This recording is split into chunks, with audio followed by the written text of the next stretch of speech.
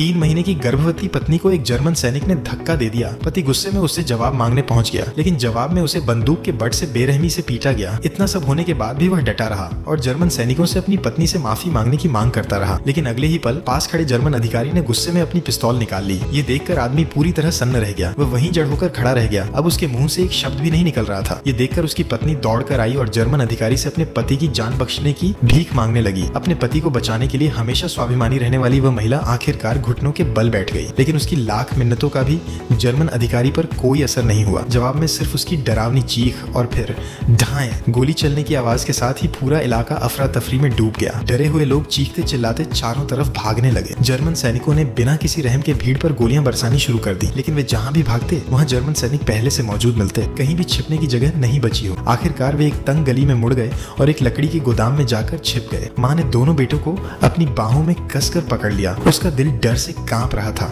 लकड़ी की दरारों से बाहर का खौफनाक मंजर देखकर उसका कलेजा फट रहा था। लेकिन बेबस होने के कारण वह सिर्फ यह सब देखती रह गई, क्योंकि उस अशांत दौर में वह भी सिर्फ एक साधारण और लाचार इंसान थी। काफी देर बाद बाहर आखिरकार सब कुछ शांत होने लगा। तभी उस गोदाम का मालिक धीरे धीरे उनकी ओर बढ़ा। जैसे ही बुजुर्ग ने लकड़ी का दरवाजा खोला, माँ घबराकर दोनों बच्चों को और भी कसकर सीने से लगा लिया। उन्हें लगा कि बूढ़ा उन्हें वहाँ से भगा देगा, लेकिन दयालु बुजुर्ग ने न सिर्फ उन्हें रहने दिया बल्कि उनके लिए खाना भी लेकर आया। अंधेरा होने के बाद निकलना, तब रास्ता थोड़ा सुरक्षित रहेगा। इतना कहकर उसने जल्दी से गोदाम का दरवाजा बंद कर दिया। लेकिन उसे बिल्कुल भी अंदाजा नहीं था कि यह सब उसके पड़ोसी ने देख लिया है। उस पड़ोसी की उससे कई सालों से दुश्मनी चली आ रही थी कि घर के सामने आकर रुका। प्रशिक्षित सैनिक फुर्ती से ट्रक से उतरे और पूरे इलाके की बारीकी से तलाशी लेने लगे। अचानक जर्मन सैनिकों को देखकर मैट, उसकी माँ और उसका छोटा भाई डर के मारे कांप उठे। वे सांस तक बहुत धीरे धीरे लेने लगे। लेकिन जर्मन सैनिक एक एक कदम बढ़ाते हुए धीरे धीरे उनकी छिपने की जगह की ओर बढ़ रहे थे।